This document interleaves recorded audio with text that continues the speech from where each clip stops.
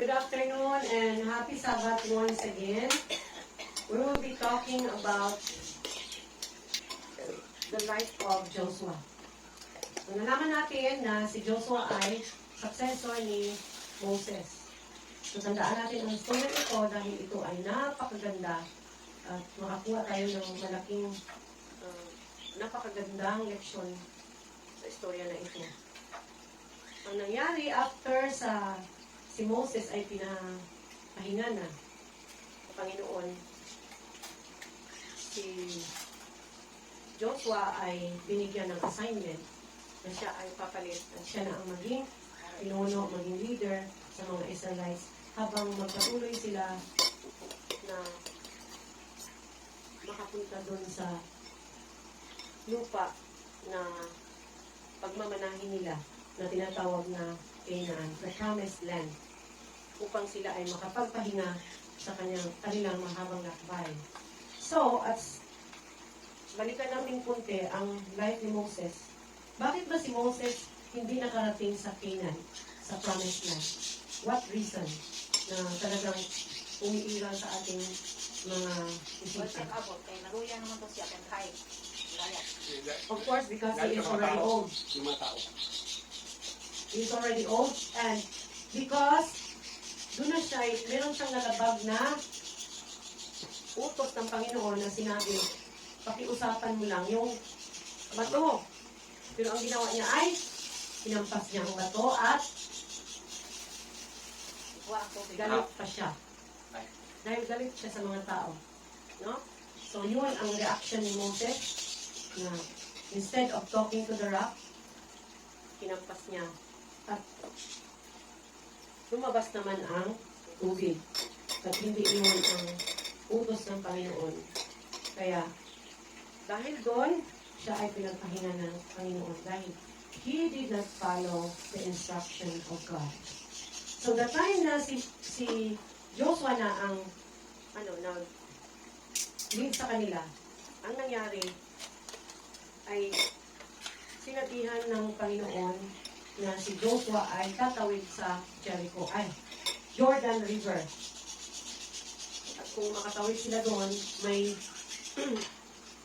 may syudad na dapat nilang i-defeat, no? Dapat sila ay mananalo sa digmaan para makapatuloy sila doon sa Promised Land. At nalaman natin na before going there were 12 spies sent to Canaan. Alam natin lahat na yung 12 spies, since it is also a review, so may I ask you, alin doon ang mga positive thinker at mga negative thinker sa mga spies? Mga espiya, pinadala doon para matignan, maaninaw kung ano ba yung sitwasyon ng Canaan, yung Promised Land. So, pinadala ang 12 spies. Anong nangyari doon? Yung 10 spies, Ang 10 spies, they were negative thinkers because they have observed what are the negative aspects of that place. So nakita nila, ay, pangit, hindi tayo titira doon kasi ang lupa ay maganda naman ang lupa pero ang dapat nating katakutan ay nandun ang mga higante. Hindi tayo pwedeng makihalubilo sa mga higante. Hindi sila naniwala na yun ang lupa na ibibigay ng Panginoon. At syempre pag sinabing yun ang ibibigay yun at syempre magandang lupa, magandang lugar. Kaya lang, itong 10 sinabi, hindi tayo pwedeng tumira doon dahil pangit ang lugar kasi nandun ang mga higante. Yun ang mga negative thinker na mga tao ang makikita agad yung mga negatibong mga tanawin, yun agad ang mapupuna. Kaya sasabihin agad, ay, pangit. Pero anong ginawa sa dalawa? Anong sinabi? We will inherit the Promised Land because the place is flowing with milk and honey. Sabi ni Caleb at ni Joshua. Kaya remarkable talaga ang buhay ng dalawang ito dahil sila ang napaka-positibong tao sa 12 mga espiya. Sabi nila, "Uy, naku, ang nakita namin doon. Ang ganda, ang laki ng buwig ng ng ubas. Kaya nga may ebidensya sila." Dinala nila doon sa harapan ng maraming tao, sa mga Israelita. "Oh, ito ang ebidensya na maganda ang lupa. Kaya mamanahin natin ang lupa na yon." Tingnan niyo ang buwig ng ubas from here, sanglay nila, isagyag sa lupa. So, sumasayan sa lupa. Just imagine how big is the bunch of the grapes, no? So, kung titignan natin ang grapes na yun, ano lang ba yun? Ganito lang. Parang hindi nga umabot ng one foot. Diba? Tapos napakamahal. Pero sa panahon ni Joshua at ni Caleb, ang grapes from here up to there, maybe 7 feet or maybe 6. Grabe talaga. Kaya isang laygod nila, giyana ba? Oh, so just imagine, kung unsa ka-fertile ang lupa na dapat mamanahin ng mga Israelita. Dahil doon sa sinabi ng dalawa, na kumbinsi ang mga Israelites to pursue, to move on, to walk towards the promised land. Dahil napakatindi ang patutuo nila na maganda talaga ang promised land. At sinabi naman ng Panginoon na ibibigay ko sa inyo upang mamanahin ninyo at makapagpahinga kayo. Magbibigay ba ang Panginoon sa mga sasabihin natin mga reject? Diba? Ang ibibigay ng Panginoon yung mga class A na talagang maganda. Kaya naniwala si Caleb at si Joshua. Kaya habang sila ay pumupunta doon, lahat na madaanan nila ng mga syudad, mga cities or siguro mga town, basta pag may maraming mga tao, they have to fight for their right. Kasi ang sinabi ng Panginoon, from sunset to sunrise, kung saan nanggaling yung sunrise, at saka yung sunset, doon makikita mo, yun ang mamanahin yung lupa. So for example, they are facing this way. Tapos nakita nila dito ang sunrise, tapos doon ang sunset. Yung portion na yun na nakikita nila, ibibigay ng Panginoon. Pero anong ginawa? Ibibigay niya, pero sinabi niya, ibibigay ko, at yung mga nakatira doon, nila? Oh, kailangan may digmaan na magaganap, no? So, they will fight for the right, kasi binigay yon. So, kailangan na i-prove nila na talagang may capacity sila to fight. Kasi sinabi ng Panginoon na para bang itaboy sila. So, yun nga, pagdating nila sa isang syudad, matatakot agad ang mga tao. Uy, mga Israelita to, hindi basta-basta to. Kaya nang dumating sila sa Jericho, bago sila pumunta doon, sinabi ni Joshua, magpadala ako ng 2 espiya. Pinadala niya doon sa loob ng Jericho. Alam nating lahat, pagdating ng 2 espiya, parang nagulat agad ang hari sa Jericho. Ay, parang may espiyan nakarating dito. Sige, sinabihan agad ang mga sundalo, hanapin nyo, parang mayroong nakarating dito, nagmamanman sa atin. Ngayon, ano nangyari? Ang espiya ay, ano bang purpose ng espiya? Siyempre, pag espiya ka, maniid ka, manmanan mo kung saan yung mga pathway, saan yung mga dapat daanan, na safety, para pag, pumunta na yung mga warrior nila, makadaan kung saan sila dadaan. At mapasok nila ang Jericho, or maybe, minanmanan na kung ano yung mga pamaraan nila doon sa arrangement nila within the city. Kaya, nang dumating ang espiya, nagkagulo kasi parang nalaman ng mga sundalo na may espiya na nakapasok sa loob. Pero sabi ni Joshua, as long as God is with us, we have nothing to fear. Kaya ang nangyari, parang naramdaman ng mga espiya na sumusugod na yung mga sundalo, ayun na, nakatago sila sa bahay ni Rahab. Very good. Si Mami, review naman itong story na to, pero parang wala lang. Nakatago sa bahay ni Rahab. At nang dumating ang mga espiya, sabi ng espiya, itago muna kami kasi pero alam ni Rahab na, uy, mga to. Siyempre si Rahab pero si Rahab ay isang harlot na babae, no? Pero nakagawa siya ng magandang asal dun sa sitwasyon na yun.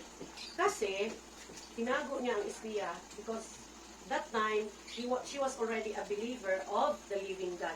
Kasi si Rahab, alam nila sa buong syudad na yung mga Israelita, hindi basta-basta nakalabas sila sa Ehipto at nakatawid sila sa pulang dagat na napakalaki at tunog na tunog sa buong, siguro, sa buong mga kingdom na ang mga taong Israelita ay mayroong Diyos na makapangyarihan.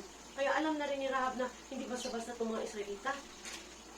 May nasa isip na niya na sila ay may makapangyarihang Panginoon. Kaya tinago niya ang mga dalawang espiya. Na dumating ang mga sundalo, sabi niya, sabi ng sundalo, may nakita ka bang dalawang espiya na nakapasok dito? Na nagmamanman sa atin?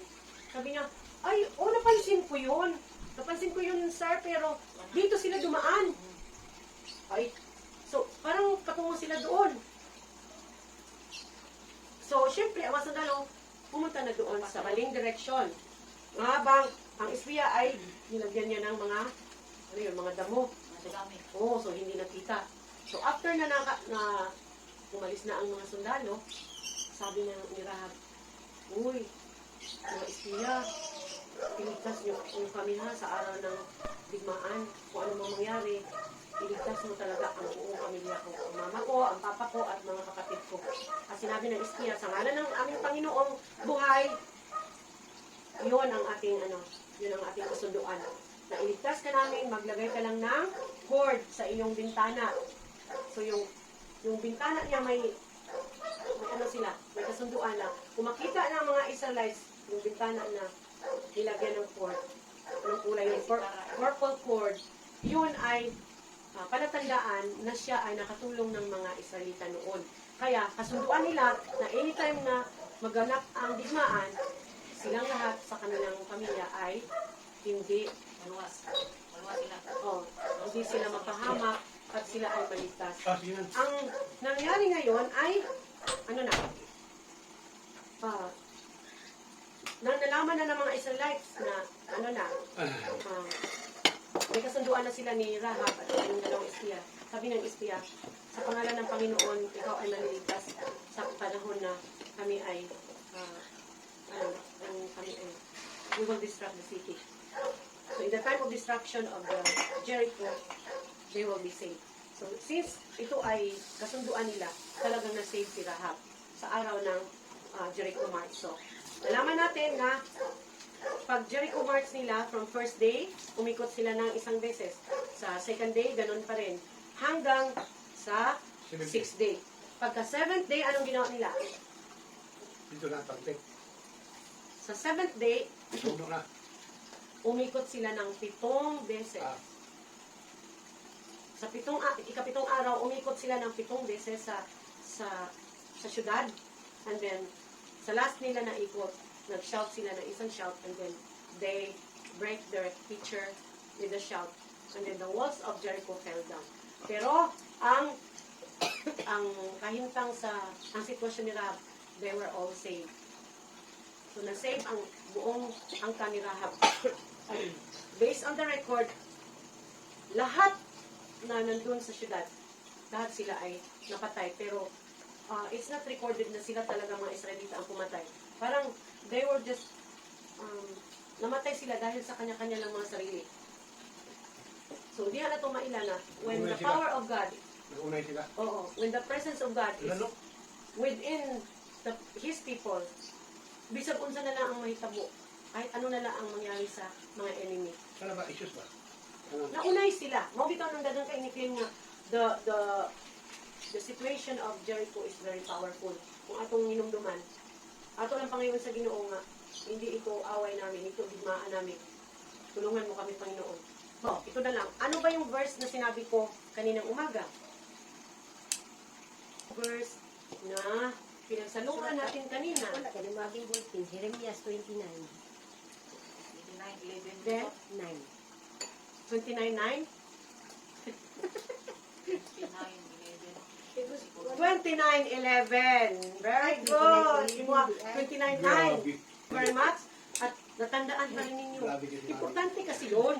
Kasi itong mga verses na to, Sulat-sulat. itong mga verses na Right, to, okay, movie. very important sa ating buhay.